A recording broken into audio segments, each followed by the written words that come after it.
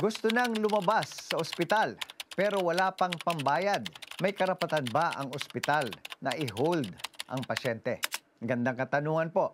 May batas na po dito, ang RA 9439 o ang Law Prohibiting Hospital Detention.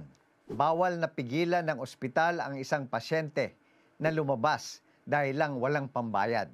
Maaari lang nga magpapirma ng dokumento ang ospital upang maprotektahan ang kanilang karapatan na maningil at mabayaran. Pero hindi maaaring pigilan ang pasyente na lumabas.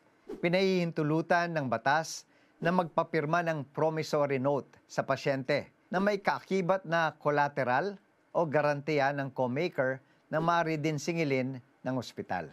Hindi kasama sa probisyong ito ang mga pasyenteng nakakonfine sa mga private rooms ng ospital, yung mga pangmayaman. Ang batas na ito ay para sa mga mahihirap na pasyente lamang at walang kakayahang pinansyal na magbayad. Maaring magbulta ng 20,000 hanggang 50,000 pesos at umakulong mula 1 hanggang 6 na buwan ang empleyado ng ospital dahil sa paglabag sa batas po na ito.